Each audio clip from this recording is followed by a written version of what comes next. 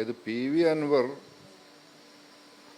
രാജ്യത്തുള്ള പല ദേശീയ പാർട്ടികൾക്കും ഒരു തൊഴിലന്വേഷകൻ തൊഴിലിന് വേണ്ടി ഐ വാണ്ട് ജോബ് എന്ന് പറഞ്ഞ് അപേക്ഷ കൊടുക്കുന്ന രീതിയിൽ പല പാർട്ടികൾക്കും ഒരു അക്കോമഡേഷന് വേണ്ടി അപേക്ഷ സമർപ്പിച്ചിരുന്നു.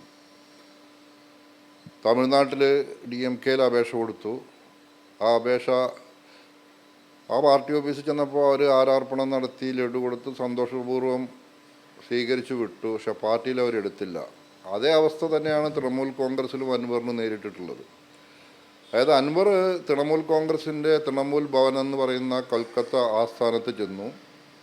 വർഷങ്ങളായി കൽക്കത്തയിൽ ബിസിനസ് ചെയ്യുന്നുണ്ടെന്ന് അവകാശപ്പെടുന്ന ഒരു കൊടുങ്ങല്ലൂർ സ്വദേശിയായ തൃണമൂലിൻ്റെ പേരിൽ 2022 ഒരു തട്ടിപ്പ് കേസിൽ പോലീസ് അന്വേഷണം നേരിട്ടുകൊണ്ടിരിക്കുന്ന സുനിൽ അലിയാർ എന്ന് പറയുന്ന വ്യക്തിയുമായിട്ടാണ് തൃണമൂൽ ഭവനിലെത്തിയത്. അദ്ദേഹത്തിന് ബംഗാളി ഭാഷ അറിയാം, മറ്റ് നേതാക്കന്മാരായിട്ട് ബന്ധമുണ്ട് എന്നൊക്കെ അവകാശപ്പെട്ട് വർഷങ്ങളായി തൃണമൂലിൻ്റെ പേരിൽ തട്ടിപ്പും വെട്ടിപ്പുമായി നടക്കുന്ന സുനിൽ അലിയാരുമായി അവിടെ ചെന്ന് കേരളത്തിൽ നിന്ന് ഒരു CPM MLA തൃണമൂൽ കോൺഗ്രസിൽ ചേരാൻ വന്നിരിക്കുകയാണെന്ന പ്രചരണം അവിടെ പത്രപ്രവർത്തകരെ കൊണ്ട് ആദ്യം വളരെ ആസൂത്രണം ചെയ്ത് അഭിഷേക് ബാനർജിക്ക് വിളിപ്പിക്കുകയും ഒരു കൂടിക്കാഴ്ച നടത്തുന്നതിന് വേണ്ടി ഒരു ശ്രമം നടത്തി. ആ കൂടിക്കാഴ്ച നടത്തിയ സമയത്ത് തമിഴ്നാട്ടിൽ നടന്ന അതിൻ്റെ തനിയാവർത്തനം തന്നെയാണ് തൃണമൂൽ ഭവനിലും സംഭവിച്ചിട്ടുള്ളത്. കേരളത്തിൽ നിന്ന് ഒരു CPM MLA വന്നപ്പോൾ സ്വതന്ത്രനാന്ന് പോലും പറഞ്ഞിട്ടില്ല CPM-ൻ്റെ MLA. ആ CPM MLA ആരാർപ്പണം ചെയ്ത് പാർട്ടി ആസ്ഥാനത്ത് സ്വീകരിച്ചു. അദ്ദേഹം തൃണമൂൽ കോൺഗ്രസിൽ ചേരാൻ വന്നതാണെന്നും ദീദിയുടെ മഹത്വവും തൃണമൂൽ കോൺഗ്രസിൻ്റെ പ്രസക്തിയും ഇന്ത്യൻ നാഷണൽ കോൺഗ്രസിനെ കൊണ്ടൊരു ബദലുണ്ടാക്കാൻ രാജ്യത്ത് കഴിയില്ല എന്നുള്ള പ്രഖ്യാപനമൊക്കെയുമായി ചെന്ന ആളെ തൃണമൂൽ കോൺഗ്രസിലേക്ക് സ്വാഗതം ചെയ്തു ദേശീയ ജനറൽ സെക്രട്ടറി, സംഘടനാ ചുമതലയുള്ള അഭിഷേക് ബാനർജി. അപ്പോൾ അദ്ദേഹം കേരളത്തിൽ 20 തദ്ദേശ സ്വയംഭരണ സ്ഥാപനങ്ങൾ തൃണമൂൽ കോൺഗ്രസ് ഒറ്റയ്ക്ക് നേടുമെന്നും 200ഓളം സീറ്റുകൾ ത്രിതല പഞ്ചായത്തിൽ പിടിച്ചെടുക്കാൻ കഴിയുമെന്നും പറഞ്ഞ് പാർട്ടിയുടെ സംസ്ഥാന അധ്യക്ഷ പദവിയാണ് ചോദിച്ചത്, പ്രസിഡന്റ് സ്ഥാനം. അത് നോമിനേറ്റ് ചെയ്ത് തരാൻ വേണ്ടിയിട്ട് അവിടെ 2 ദിവസം വെയിറ്റ് ചെയ്തു. പക്ഷേ ഞങ്ങളുടെ ദേശീയ ചെയർപേഴ്സൺ മമതാ ബാനർജി അതിന് സമ്മതിച്ചില്ല. അൻവറിനെക്കുറിച്ച് അവർക്ക് കിട്ടിയ റിപ്പോർട്ട് വളരെ മോശമാണ്.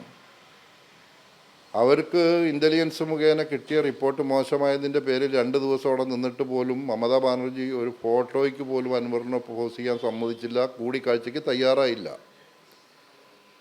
അഭിഷേക് ബാനർജി സ്വാഗതം ചെയ്തു. ആ സ്വാഗതം ചെയ്ത സമയത്ത് അഭിഷേക് ബാനർജി കേരളത്തിലെ ലോക്കൽ ബോഡി ഇലക്ഷൻ കോർഡിനേറ്റ് ചെയ്യാനുള്ളൊരു താൽക്കാലിക ചുമതല കൊടുത്തു. അത് വെച്ച് കേരളത്തിൽ അൻവർ നടത്തിക്കൊണ്ടിരിക്കുന്നത് ഒരു കച്ചവട രാഷ്ട്രീയമാണ്.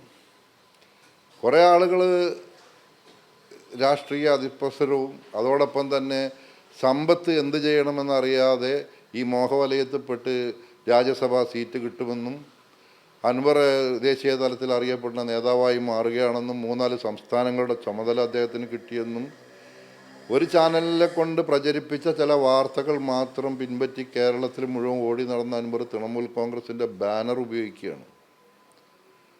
അപ്പോൾ ഇത് അൻവർ ഒരു 240ഓളം കോടി രൂപ പലരിൽ നിന്നായി തട്ടിപ്പ് നടത്തിയിട്ടുണ്ട്.